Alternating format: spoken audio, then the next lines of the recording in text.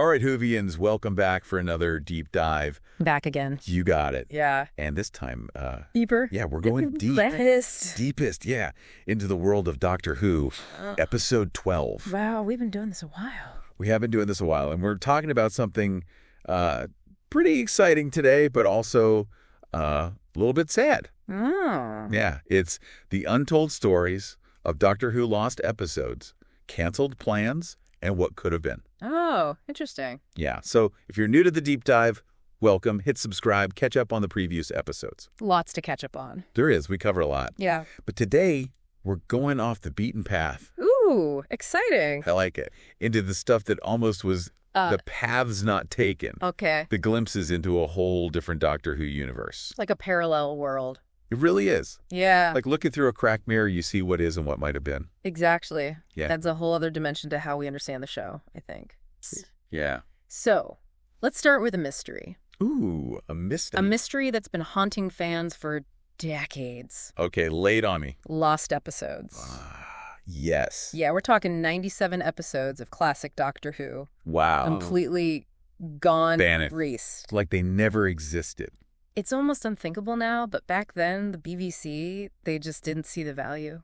Really? Didn't think they were worth keeping. Wow. Yeah. I guess it was just the way things were back then, right? It was. Storage was expensive. Nobody was thinking about reruns, home video, any of that stuff. Right, yeah, it was a different time. Totally. But yeah, from our perspective now, it's a massive loss. It is, yeah. Huge. It's like entire chapters of Doctor Who history are just blank pages. They are, and it gets even more frustrating when you realize which episodes are missing. Ah. Like, we're talking stories that are legendary among fans. Okay, like what? The Dalek's Master Plan. Ooh, that's a big one. 12 parts. Can you imagine? The scope of that story. What epic battles, what Dalek schemes, what twists and turns. At the time. Lost. I mean, we can speculate all we want, but we'll never know for sure. Right, and then think about the second Doctor. Okay. His debut story. The power of the Daleks. Yeah, so we only know that Doctor through his later stories. Right. To see that initial transformation, how he won over the audience, would be incredible. A crucial piece of the Doctor's evolution. It is, that we're just missing. It's a shame, really. It is. We're missing out on so much. And then there's Marco Polo. Oh. A purely historical adventure, which was rare for Doctor Who at the time. So it really shows how diverse the show could be, even in its early days. Even back then, pushing boundaries. That's fascinating. Yeah, these lost episodes, it's like they're not just individual stories. Right. They represent a gap in our understanding of how Doctor Who developed. Like trying to put together a puzzle with missing pieces. Exactly. It makes it hard to see the full picture. It does. Yeah. But there is some hope. Oh. There are efforts, ongoing efforts to recover these episodes. Really? Wow. People are still looking. Fans are tirelessly searching archives. Some are even working on animated or audio versions. Wow, so they're trying to bring these stories back to life. Using whatever they can, yeah. It's incredible how dedicated the fans are. It's amazing. To go to such lengths. It is like a form of time travel in itself. Yeah, right? It's kind of. Using technology to bridge those gaps. Bridging the gaps in history, that's a good way to put it. Yeah. But even beyond what's lost, there's a whole other Doctor Who universe. There is. Full of, like, unmade plans and canceled ideas. It's like this parallel timeline. Okay. Full of possibilities. That never came to be. Right. I like that, a parallel timeline. Yeah. It's a good way to think about it. Yeah. Are you ready to dive into that rabbit hole? Absolutely. Okay. Let's go. So, for example, there was a plan for a Tom Baker horror movie. Tom Baker, huh? Yeah. Interesting. Doctor Who meets Scratchman. Scratchman? Okay, that sounds kind of scary. Doctor Who has dabbled in horror before. Right. But a full-blown movie? A whole movie dedicated to that genre. Yeah. Think about the tone. Yeah. The visuals. The creatures. Oh, the creatures. The fourth Doctor, known for his, quirky humor, his charm, yeah. Suddenly thrust into a world of genuine terror. It would have been a fascinating experiment. It would have. Yeah. I would have loved to see that. Me too. Just to see how they would have handled it. And then there was the Dark Dimension. Okay. A planned 30th anniversary special with multiple Doctors. Oh, wow. Can you imagine the fan frenzy? I can only imagine. It would have been an epic celebration of the show's history. Bringing together different eras, different incarnations. It's a real shame it got canceled. That is, yeah. A missed opportunity. Big time. And here's a mind blower. Okay, hit me. Stephen Moffat The showrunner. Yeah, for Matt Smith and Peter Capaldi. Yeah. He had a completely different ending planned for the 11th Doctor's regeneration. No. Really? Yeah, what was that original vision? Yeah, and how would it have changed how we see that moment? It makes you wonder. It does. It's like a reminder that even with meticulous planning, these creative decisions can change dramatically. Yeah, especially during production, things are always in flux. Right. The Doctor Who we know is the result of countless choices, revisions, compromises, all that. And some made it at the last minute. Probably a lot, yeah. And speaking of revisions, even modern showrunners have abandoned ideas they were passionate about. Really? Russell T. Davies, the mastermind behind the 2005 revival, Right. admitted to scrapping entire storylines Wow. because they just didn't work. So even with all their experience, sometimes things just don't pan out. It happens. Yeah. What's fascinating is that those abandoned ideas, What about them? they give us a glimpse into the writer's thought processes. Yeah. What themes were they exploring? Right. What challenges did they face? It's like peeking behind the curtain. It is. Yeah, seeing how the sausage gets made. Exactly. But let's move on to another what if. Okay, I like it. The actors who almost became the Doctor. Ooh. The casting process is like a giant game of what if, It is. and Doctor Who has had its share of near misses. So different, right? Imagine how different the show could have been. Yeah, if someone else had been cast. Completely different actor in the lead role. That's crazy to think about. The Doctor's personality is so central It is. to the show's tone and feel. Absolutely. A change in casting could have, completely altered its trajectory. Completely. The whole course of the show could have been different. Yeah, picture Brian Blessed as the Doctor. Brian Blessed. Yeah. Oh, wow. Blessed, known for his booming voice. Yay. Larger-than-life persona. I can see it. Yeah, It would have been a Doctor with a very different energy. entirely different. Yeah, for sure. How would his energy have translated into the Doctor's character? That's a good question. Yeah, right? I think we might have seen a more boisterous Doctor. Boisterous. Maybe even bombastic. Okay. One who really leans into the role of a cosmic showman. Interesting. Yeah, definitely a departure from some of the more, introspective Doctors we've seen. And then there's Hugh Grant. Hugh Grant. Yeah. Now that's a curveball. Known for romantic comedies at the time. Right, back then. Yeah. So a very different kind of energy. A lighthearted, witty Doctor. Imagine him facing down a Cyberman with a raised eyebrow Oh, I love it. and a witty quip. It's a whole different dynamic. It is, yeah. And get this. What? Bill Nye Bill Nye as the Doctor. is in the running. Wow, that's unexpected. Nye often plays villains. Right? Imagine him as a darker Doctor. Oh, that's interesting. Yeah. A more brooding Doctor. Yeah. Nye has this natural gravitas, He does. and intensity. Would have lent itself to a more serious Doctor.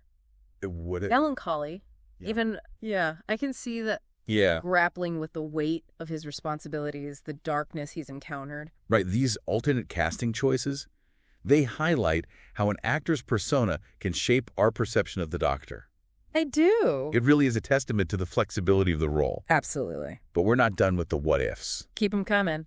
Okay, we also have to talk about the spin-off ideas that never made it to the screen. Oh, spin-offs. Yeah. I love a good spin-off. Whole shows, entire worlds that could have expanded the Doctor Who universe. It's like looking at a map of unexplored territories. Is Each spin-off idea, a potential journey. a different facet of the Doctor Who universe waiting to be explored.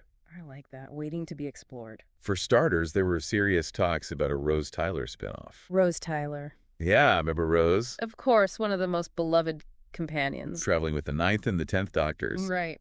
The working title was Rose Tyler, Defender of the Earth. Defender of the Earth. That's a good title. Imagine how that would have continued her story Yeah. beyond the Doctor. Would it have been more action-oriented? Maybe. Her protecting Earth from all those alien threats? Possibly. Or would it have been more personal? Exploring her relationships, her struggles. Adapting to life without the Doctor? Right. That's a whole other side to it. Yeah, would have been fantastic to see her develop as a character It would have. in her own right. A hero in her own story. And then there was a Paternoster Gang. A Paternoster gang. Yeah, set in Victorian London, Oh, Victorian London. featuring Vastra, Jenny, and Strax. Oh, I love that trio. A Silurian detective, her human wife, and a Sontaran warrior. Their dynamic was so unique. It was. And the Victorian setting, visually stunning. Oh, yeah. Gaslit streets, handsome cabs, mysteries unfolding in the fog. The Paternoster Gang, they offered a great blend of humor, They did. action, and mystery. It was a really good mix. A spin-off could have really delved deeper into Victorian society. Yeah, the social issues, the scientific advancements. Facing off against classic Doctor Who monsters. And there was even talk of a Doctor Who animated series. Animated. Yeah, think of the possibilities. Yeah. Alien worlds brought to life in a whole new way. Vibrant colors, imaginative designs. It would have been amazing. It would have. But would it have changed the tone of the show? That's a good question. Would it have become more comedic? More lighthearted? More family-friendly? It's hard to say. It's a question worth pondering. It is. All these spin-offs that never happened. Yeah. It's like entire branches of the Doctor Who universe. It's just pruned before they could fully blossom. It really highlights the boundless potential of the Doctor Who concept. It does. So many directions they could have gone in. So many stories left untold. But let's shift gears a bit. Talk about something a little more speculative. Like what? Fan theories. Fan theories. Oh, I love fan theories. Hmm. So creative. They are. The fans come up with some amazing stuff. Because when it comes to Doctor Who, the fans are just as creative as the writers, They are. coming up with all sorts of fascinating explanations for the show's mysteries. It's a testament to the depth of the Doctor Who universe. Absolutely. How engaged the fan base is, how deeply they think about the show, It's amazing. trying to piece together its lore, its history. Right, like there's this one theory Okay. about the phrase bad wolf. Bad wolf. Yeah. They kept popping up during the Ninth Doctor's era. Right. Remember how it culminated with Rose becoming this incredibly powerful being? Yes, Rose's transformation into the bad wolf. Yeah. A pivotal moment in her arc. It was. Showed her potential, her connection to the Doctor. But some fans believe that the bad wolf wasn't just a one-time event. Really? Yeah, they think it's still out there, subtly influencing events. So like a behind-the-scenes force. Maybe even guiding the Doctor's path. Wow, that's an intriguing idea. It's a cosmic mystery waiting to be unraveled. I like that. And then there's another theory about the Weeping Angels. The Weeping Angels, those are terrifying. They are. Those creatures that can only move when you're not looking at them. One of the most iconic villains in modern Doctor Who. They are, for sure. Yeah. Their design, their ability to manipulate time, their stillness, it's all so creepy. But this theory suggests that they're actually a form of Time Lord. Time Lords. Yeah. Wow. Like maybe they're Time Lords who were exiled or punished. And transformed into these monstrous creatures. Yeah, That's a chilling thought. it is. Adds a layer of tragedy to the Weeping Angels, Yeah, suggesting they were once noble beings. who fell from grace. And their ability to manipulate time would certainly fit with that Time Lord connection. It would. It's like their very existence is a warning. A warning about what? The dangers of unchecked power. Right. The consequences of tampering with time. Yeah, don't mess with time. And don't forget, they were prominently featured in The Time of the Doctor. Oh, right. The episode where the 11th Doctor regenerates. Their presence on Trenzalore, the planet where the Time Lords were trapped, Yeah. it fueled speculation about their connection to Gallifrey. It did. It's almost like they're guarding the Time Lords. Or maybe even serving as a reminder of their past sins. It adds a whole new layer of complexity to their role Absolutely. in the Doctor Who universe. Speaking of the Time Lords and Gallifrey, Okay. we can't forget about the Time War. The Time War, right? That devastating conflict. Shaped the Doctor's character. It did. Left lasting scars on the universe. A period shrouded in mystery. It is. More questions than answers. So many questions. Yeah, it's like this big gaping hole in Doctor Who history. It hangs over the Doctor like a shadow. It does. A constant reminder of the terrible things. The things he's seen. He's seen The them. things he's done. Done. Yeah, and it raises so many questions about the Time Lords themselves. It does? What led them to wage this war? Yeah, what were their motivations? What secrets did they keep from the Doctor? Right. And of course, the fans have their theories, Of course they do. trying to fill in the gaps. Makes sense. Understand the events that led to such a devastating conflict. It's a natural human instinct, trying to make sense of tragedy. Like, there's this theory Okay. about how the Time Lords weaponized regeneration during the Time War. Weaponized regeneration. Remember how in classic Doctor Who, Yeah, regenerations were fairly subdued? they were. The Doctor would lie down, there'd be a glow, Simple transformation. peaceful. Yeah, pretty straightforward. But in the modern series, regenerations are these massive events. They are. Much more intense. Energy blasts, fiery explosions, The TARDIS shaking violently. That's a big difference. Right. Some attribute it to budgetary constraints in the classic era. Right. And then, more spectacular visual effects in the modern series. Makes sense. But this theory suggests that the Time Lords intentionally made regenerations more volatile. Intentionally. Yeah, turning them into a weapon during the Time War. So instead of just a biological process, regeneration became a tactical advantage. Exactly. A way for Time Lords to take out their enemies even as they died. Right. A pretty dark concept. It is, yeah. But it fits with the brutal nature of the Time War. It does, unfortunately. And it would explain why the Doctor's regenerations have become so intense. Right. So unpredictable. Yeah, maybe it's a lingering side effect. Of the Time Lords' tamper. Yeah, it's like the Doctor is still carrying the scars of the Time War. Deep scars. Even in their very biology. But speaking of the Doctor's biology, let's talk about the TARDIS. Okay, the TARDIS. That big blue police box. Bigger on the inside. A source of endless fascination and speculation. It's more than just a time machine, right? It is. It's practically a character in its own right. Absolutely. And there's so many theories. Oh, yeah. About how it works, its connection to the Doctor, its true nature. Like there's a popular theory about the TARDIS's chameleon circuit. The chameleon circuit. The device that's supposed to change its appearance. Right. To blend in. But it's been stuck in police box mode since the first Doctor's era. Right. But some fans believe it's still functioning. Really? Just in a more subtle way. Subtle? How so? Instead of changing into something completely different, Okay. it's adapting within the parameters of a police box. I see. So it's still working. Yeah. But it's limited in how it can express itself. Maybe it's subtly altering its appearance. To what end? To reflect the Doctor's personality or the current situation. So the TARDIS isn't just a static object. No. It's constantly evolving. Yeah. Even within the limitations of its police box form.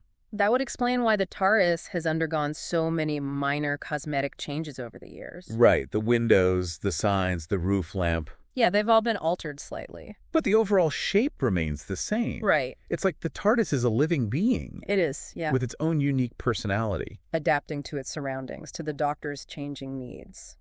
That leads to another theory. That the TARDIS isn't just a vehicle. Right. It's a sentient being. Sentient. With its own morality. Like, remember that episode, The Doctor's Wife? The Doctor's Wife. Yeah. Where the TARDIS's consciousness was transferred into a human body? Right. She called the Doctor a thief. Implying that she doesn't always agree with his actions. Right. That episode really challenged our understanding of their relationship. It did. It suggested that she's not just a passive observer. She's an active participant. Yeah. In the Doctor's adventures. And she might even have her own moral compass. That's fascinating. So the TARDIS isn't just taking the Doctor wherever they want to go. She might be guiding them. Yeah. Nudging them towards certain destinations. Maybe even preventing them from making terrible mistakes. It adds a whole new layer of complexity to their dynamic. It does. It's like they're partners. It's partners. Each with their own sense of right and wrong. Working together. To navigate the universe. And speaking of partners, we can't forget about the Doctor's companions. The companions, yeah. They're not just along for the ride. They play a crucial role They do. in shaping the Doctor's morality. Absolutely. Reminding them of the importance of compassion. Like Rose Tyler. Rose, yeah. Full of life, full of compassion. She pushed the Doctor to be a better person. To find peaceful solutions. To see the value in every life. Rose had a profound impact on the Ninth Doctor. Helping him heal from the trauma of the Time War. Rediscover his empathy. And Donna Noble. Donna, yeah. Another great example. She never hesitated to call the Doctor out. She did. When they were being reckless. Or arrogant. Donna was always reminding the Doctor that every life matters. Even in the face of cosmic threats. Fight for every individual. It's those reminders, those human connections. Right. That help to keep the Doctor grounded. They prevent him from becoming too detached. Too aloof. Too willing to sacrifice individuals for the supposed greater good. Exactly. And it's not just the companions who challenge the Doctor. Right. They're enemies. Right, Koo. Especially the Master. Oh, the Master. Force them to confront their own darkness. Their own flaws. Question their beliefs. The Master is like the Doctor's dark reflection. They are. Representing their potential for ruthlessness. And destruction. Their relationship is so complex. It is. Full of rivalry, betrayal, and a strange kind of twisted affection. It's fascinating. It is. Yeah. A constant reminder that the line between good and evil can be blurry. And that even the most well-intentioned actions can have unintended consequences. That's the thing about power. It is. It can be used for good or for evil. And that's what makes Doctor Who so compelling. It is. It's not just about time travel and adventure. Yeah, it's about so much more. Yeah, exploring the complexities of morality, the challenges of power. And the enduring strength of the human spirit. It's like every episode, every character, every plot twist Yeah. adds another thread to this incredibly intricate tapestry. That is Doctor Who. Exactly. But let's get back to those fan theories. Okay. Because there are a couple more that I think are really thought-provoking. All right, hit me with them. Okay. What about the sonic screwdriver? It's a sonic screwdriver. That trusty gadget is almost as iconic as the TARDIS itself. It is, but it also has a tendency to malfunction at the worst possible moments. Ah, yes. The sonic screwdriver. Classic. A brilliant plot device. Allows the Doctor to solve problems in ingenious ways. It does. But its occasional failures, they also serve a deeper purpose. Deeper purpose. Some fans believe that those sonic screwdriver malfunctions aren't just random occurrences.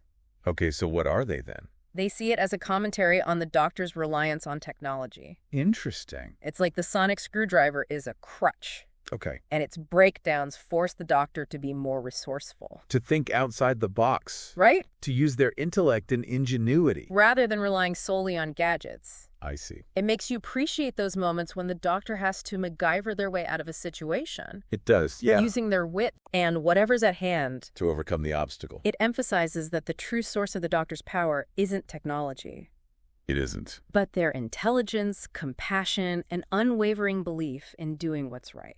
And speaking of challenges, regeneration is another area ripe with fan theories. Regeneration, yeah. Especially when you consider the differences between classic and modern Doctor Who. Right. Classic regenerations were generally quiet, almost peaceful transitions. They were? The Doctor would lie down, there'd be a glow, and they'd transform. Yeah, much more low-key. But in the modern era, regenerations are these explosive, fiery events All right. that shake the TARDIS to its core. Much more dramatic. Some fans believe this change is directly linked to the Time War.